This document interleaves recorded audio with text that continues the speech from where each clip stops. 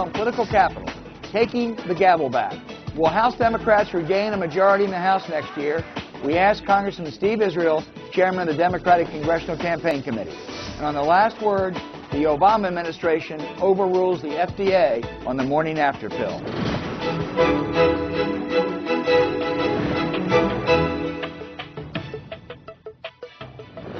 We begin the show with Congressman Steve Israel of New York, chairman of the Democratic Congressional Campaign Committee, who has a little bit of laryngitis, but I thank you for joining us, Congressman. Great to be here. Before coming to the studio, I was meeting with President Obama, and he noticed my laryngitis. I told him that the loss of my voice might be the greatest public service in Washington, D.C. history. Let's talk about the politics of the payroll tax, which the Democrats have been winning. But the Republicans have put out a plan now where they said, all right, we'll extend the payroll tax and we'll pay for it. Workforce reduction, we'll put something about a pipeline in there. Can they neutralize the issue? No. Look, only the House Republicans would decide to load a middle-class tax cut with pork.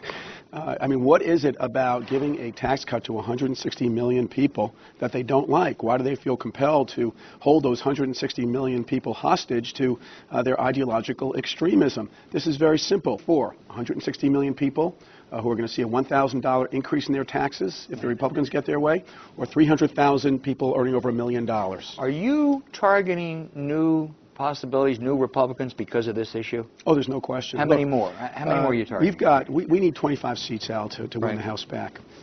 And we have right now about 70 seats in play. And but is this added to that? We have seats in play that we didn't anticipate would be in play, and it's because of this extremism, this assault against the middle class. It began with trying to end Medicare for the middle class in order to protect millionaires. And now it's several months later, they want to end a middle class tax cut in order to protect billionaires. And the more they pursue this extremist agenda and try and hurt the pocketbooks of the middle class in order to reward their special interest friends, the more Republican seats will be in play because they're pursuing the wrong priorities. You are an optimist. I know you've just articulated some of that. But isn't President Obama a real albatross for House Democrats? I saw he was in Michigan, in Pennsylvania. Your members don't show up. Yeah. Well, listen, I appreciate you saying I'm an optimist. I actually think I'm a realist. Optimism has never won an election in human history. There is a certain reality here that the president's numbers are challenged in certain areas. But House Republican numbers are about half of where the president is. They are lethal. They are radioactive.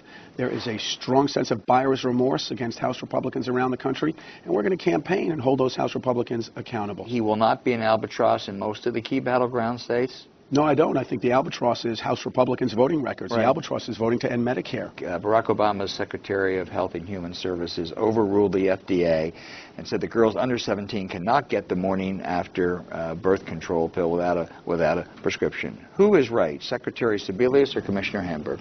Well, look, I think that's a decision that has to be made ultimately by the Secretary, where the accountability is. And Did she make the right one? I believe that the Secretary made the appropriate decision. You do. So it's not going to cause problems in liberal ranks and among feminist groups and the like that are important parts of the Democratic constituency? It's a conversation that people have the right to have, and it's an issue that we ought to address. But I think the bigger issues right now are, do you want to continue to have a House majority that would end Medicare, that declared war on Planned Parenthood, that was willing to shut down the government in March over a woman's right to get health care at Planned Parenthood? Who would you rather run against, Mitt Romney or Newt Gingrich? Well, look, I think either one helps House Democrats. Newt Gingrich is the king of gridlock. He was the first who tried to shut down the government in the 1990s. And independent voters who are very important to us, 9 million independent voters in soccer mom moderate districts, they are not going to have a lot of tolerance for Newt Gingrich's extremism and his gridlock. On the other hand, Mitt Romney may initially appeal to those independent voters, but him being for every single side of every single issue will wear very thin with those independents. Was it appropriate for your leader, Nancy Pelosi, to say that if Gingrich is the nominee, she'll come at him with some of that stuff the House Ethics Committee did? Presumably if it's part of the public record, of course. The guy wants to be president, everybody should know everything about him. Okay. The Occupy Wall Street movement. Some people thought that would be the Tea Party equivalent for the Democrats. It would help galvanize and the like.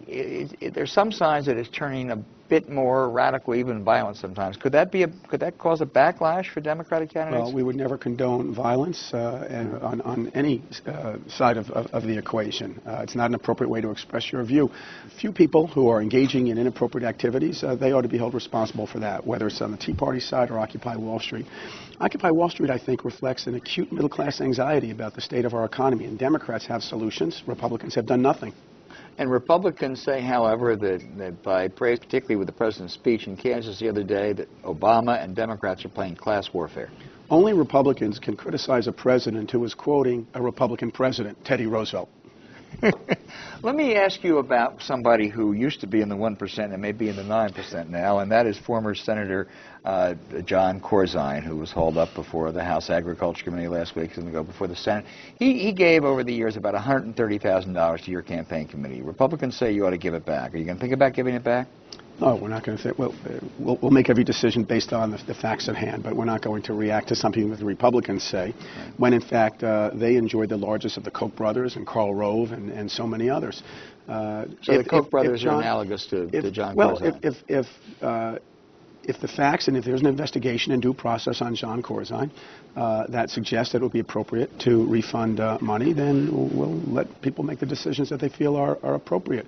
But I find it interesting that Republicans who have engaged in this kind of activity and who enjoy the support of these secret stealth groups who are beaming into campaigns saying the most nefarious things about people without telling you who's paying for it, you know, that they can't hide behind those. Well, they can hide behind those groups because those groups are anonymous. Where are you going to pick up these seats, man? Well, we start with 19 districts that have Republicans and voted for both John Kerry in 2004 and Barack Obama. We start there.